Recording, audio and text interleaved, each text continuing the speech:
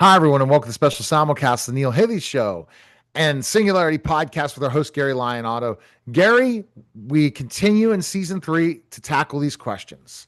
Every one of these are such thought provoking questions. It leads to so many other conversations. That's why you created these questions right in the book, right? Exactly, exactly. It's the whole thing. Matter of fact, the book, you're going to come away with more questions than you have answers. We don't answer things because in this age, you can't answer it. There's so many things that are going on, and an answer today will be wrong tomorrow because things are changing so quickly.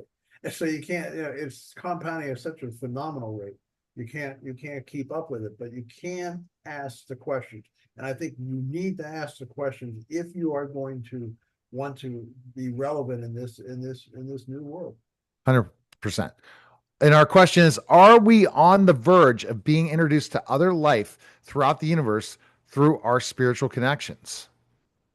Interesting, huh? Yeah. What does that mean?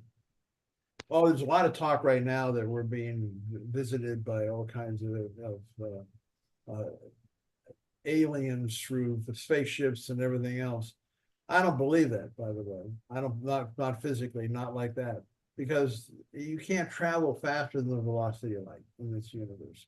So you're talking about a distant civilization, and there's nothing even interesting in the first hundred or so light years away from Earth that would likely house a very advanced intelligence. So the question is, how does someone visit it? Which I don't think they physically do, but we talked about spirituality over and over again.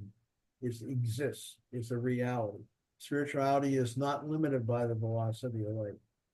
And we are visited constantly by an intelligence that just looks at us and oversees us. Now, they don't interfere with us. It's that the nature of the spiritual universe. You don't interfere and disrupt the civilization as they're developing. You stay in line and keep your place and limit it. So what's happening now, though, is I believe that because of digital intelligence, because things are changing so quickly, that we need to find a way to be competitive. That's why the name of Mankind's Search for Relevance. The relevance comes from actually knowing that we are spiritual beings, not believing, knowing. The thing is, humans can, some people have the talent to be able to actually go up there and travel around the universe. I know people who do or have, and who are able to go up there and see other existences. And the thing is, other existences can travel through the universe with no limit because they are based, these life forms such as these are really souls. Souls are constructed of quantum entanglement, which is something that there's no limit to the velocity of light, can travel. So quantum entanglement is a connection that goes beyond the velocity of light. So what we have here is something that we are able to communicate with these other civilizations, but we have to be allowed to, because they are above us. If they can come see us, we obviously can't come see them yet, but we will be able to. We will be able to engage other life forms, but it's not something you have to. It's something you have to earn. You don't earn it in the way you earn money or something like that. You earn it by just evolving your perspectives and evolving how you see things.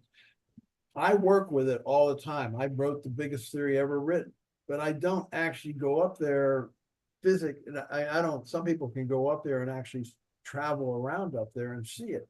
I am been given information. All that information comes through guesses and whims and so forth, but every one of these guesses and whims ends up having mathematics behind it.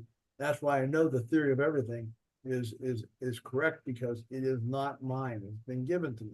So if it's been given to me by outer intelligences, then it's obvious. And the thing is, I've been given more than anyone else on Earth has ever been given. And there's no reason that this person, this vessel, which I was never showed up as particularly bright or intelligent in my youth, but to have this being given to one person just makes no sense, except that I will give credit and support the idea that we need to engage the rest of this universe. If you imagine that you have probably quadrillions of life forms that are advanced of us, way advanced, some millions or billions of years ahead of us.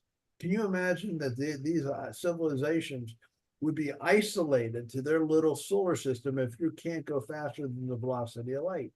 So, you wouldn't travel around, well, let's go visit that civilization. Well, it'll take 300,000 years to get there, but let's go do it anyway. You just can't. So the thing is, you can visit them. You can go over, look at them from above, or it's amazing. Spirituality, you can go into a star. Now, you can't investigate a star with physical matter and with standard energy, but we actually had that experience. I have someone who actually was able to go into a star and see that's 15 million degrees in there, be unaffected by the temperature, but to be able to observe it. So there's those kind of capabilities, right? And we need to know that, and we need to engage that. It's time we join the rest of the universe and become part of the greater community. Do you think that digital intelligence will unite with humans Absolutely. all over the planet? Oh, absolutely. All the interplanetaries. Do you think by Elon wanting to go to other planets, is that the next phase? Are we going to see Moon and Mars at one point, inhabitants, and then we're going to find other life forms then? No, you're not going to find more life forms in those states, and there may be some rudimentary bacteria on Mars. But the thing is, he wants to do it just because we can. But the thing is, that's still how long is it going to take to even get there when you travel by spaceship? It's the real power though is beyond that, because we're still limited by this solar system. We can't go anywhere else. It would take the closest major star system is like 4 light years. You're not counting the sun. It's 4 light years away. If you go 10% of the speed of light, it would take you 40 years to get there, and it's not an interesting place to go. To find something that's interesting, let's say you find a system that's like 1,000 light years from now, and we think, well, that might be interesting because it looks like they have the same kind of atmospheres and structure that we have on Earth. Well, the thing is, you get there, you go. Let's say you can go 10% of the speed of light, which is an incredible amount of velocity. And to go 10% of the speed of light would still take you 1,000 light years, take it 10,000 years to get there. And the thing is, you get started and you're going to 10% of the speed of light. Well, then 10, 20 years from now, you can go 12% of the speed of light. Well, the thing is, the 12% of the speed of light would pass you. So, on the way to get to that same star system. And then, that one would be passed by one that can go 15% of the speed of light. So why even start when you're going to be passed by future generations? So it doesn't make sense. We are isolated. And I can't imagine extraordinarily advanced. The universe would be structured such that extraordinarily advanced civilizations are stuck in their little domestic solar systems that they exist in because of the speed of light. But the speed of light has a purpose. But the thing is, there's a mental universe and there's a physical universe. The mental universe can explore the whole thing.